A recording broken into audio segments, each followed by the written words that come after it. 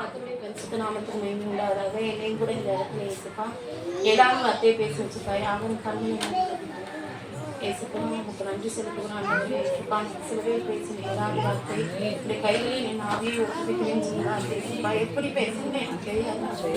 இது என்னோட கூட பேசுறதுக்கு லூக்கா எழுதின சுவிசேஷம் 23ஆம் அதிகாரம் 46வது வசனம். பிதாவே, உடைய கைகளில் என் ஆவியை ஒப்புவிக்கிறேன் என்று சொல்லி மகா சத்தமாய் கூப்பிட்டு சொன்னார். இப்படி சொல்லி ஜீவனை விட்டார். ஒருவேளை நம்மளுக்காக இயேசுப்பா எவ்வளோ பாடுகள் பட்டிருக்காங்க, அடிகள் பட்டிருக்காங்க, தலைகள்ல முள்முடி சுட்டிருக்காங்க. ஆனா நம்ம அவருக்காண்டி ஒண்ணுமே செய்யல. ஒரு ஆத்மா கூட ரட்சிக்கப்படலை. உன் வழியை கர்த்தருக்கு ஒப்புவித்து அவர் மேல் நம்பிக்கை. முதலாவது வார்த்தையை ஆண்டவர் சொல்றாரு, பிதாவின் இடத்துல ஒப்பு கொடுக்குறேன்னு சொல்றாரு. அதே மாதிரிக்கா கடைசி வார்த்தையும் பிதாவின் இடத்துல ஒப்பு கொடுக்குறேன்னு சொல்லியிருக்காரு. பிதாவே, உடைய கைகளில் நான் ஆவியை ஒப்புவிக்கிறேன் என்று சொல்லும்போது நான் ஏசப்பாட சொன்னேன். ஏசப்பா, நான் எப்படி ஆண்டவரை பாஸ்டர் மட்டும் சொல்லுவேன், நான் பேசவே முடியாது அப்படின்னு சொல்லும்போது பாஸ்டர் சொன்னாங்க, எத்தனை வருஷம் நீ விசுவாசி அப்படின்னு சொன்னாங்க. நான் மாமாட்ட கேட்கும்போது நீ பேசு ஆனா பயப்படக்கூடாது அப்படின்னு சொன்னாங்க. நான் ஏசப்பாட்ட பேசணும்னு சொல்லி ஆசையோட ஜோம் பண்ணிட்டு தான் வந்தேன். ரோமர் 6:13 மரித்தோரில் இருந்து பிழைத்திருக்கிறவர்களே தேவனுக்கு ஒப்பு கொடுத்தார்கள். நம்ம ஒண்ணு கூட ஒப்பு கொடுக்கவே இல்லை. ஆண்டவன் ஏசப்பா நம்மளுக்காண்டி சிலுவையில அவ்வளோ அடிகள் பட்டு நொறுக்கப்பட்டாரு. ஆனா நம்ம அவருக்காண்டி ஒண்ணுமே செய்யல. ஆவியை விடாதிருங்கள், ஆவியின் மேல் ஒரு மனுஷனுக்கும் அதிகாரம் இல்லை அப்படின்னு சொல்லி பிரசங்கி 8:8 சொல்றாரு. 2 கொரிந்தியர் 8:5 சொல்றாரு, கர்த்தருக்கு பின்பாக எங்களை ஒப்பு கொடுங்கள் அப்படின்னு சொல்றாரு. நான் நினைச்சேன், ஏசப்பா நான் எப்படி பேச போறேன் அப்படின்னு சொல்லி அழுதுகிட்டே இருந்து நான் ஜோம் பண்ணிட்டு இருந்தேன். நைட்டு வர பாப்பாவுக்கு ஃபீவரா இருந்துச்சு.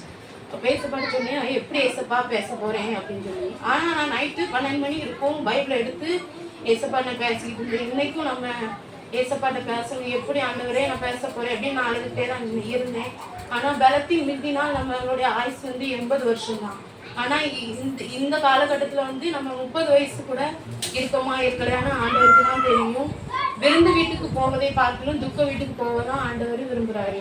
பரிசுத்த ஆவியானவரால் உட்பவிக்கப்பட்டதும் ஏசுதான். பரிசுத்த ஆவியானவருடைய கையில பேசணும் அப்படிங்கிறது நம்மளுக்கு கொடுத்த கிருபை தான். நான் வரேன் லூக்கா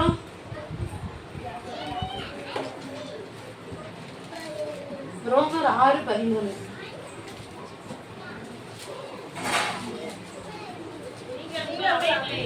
அநீதியின் ஆயுதங்களாக பாவத்திற்கு ஒப்புக்கொடாமல் உங்களை மரித்தோரிலிருந்து பிழைத்திருக்கிறவர்களுக்காக தேவனுக்கு ஒப்புக்கொடுத்து உங்கள் அவயங்களை நீதிக்குரிய ஆயுதங்களாக தேவனுக்கு ஒப்புக்கொடுங்கள். நம்ம என்னது ஏசப்பாக்காண்டி ஒப்பு கொடுத்துருக்கோம் சொல்லுங்க பார்ப்போம். எதையுமே நம்ம ஒப்பு கொடுக்கவே இல்லை. ஆனா ஏசப்பா நம்மளுக்காண்டி காயங்கள் பட்டு அடிக்கப்பட்டு நொறுக்கப்பட்டு தலையில அவ்வளோ ஒரு முள்முடி சுட்டி நமக்காக ஏசப்பா என்ன செஞ்சாரு, சிலுவையில தொங்கினாரு. நம்மளுடைய காயங்களுக்காக அவர் அடிக்கப்பட்டார். நம்மளுடைய பாவங்களுக்காக அவர் என்ன செஞ்சார், நொறுக்கப்பட்டார் அப்படின்னு சொல்லி ஏசப்பா என்னை கூட இந்த இடத்துல பேச வச்சிருக்காரு. அதை ஏசப்பாக்கு நன்றி சொல்றேன்.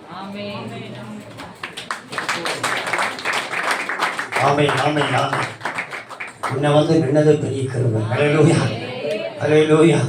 கர்த்தர் நல்லவர். ஆண்டோடு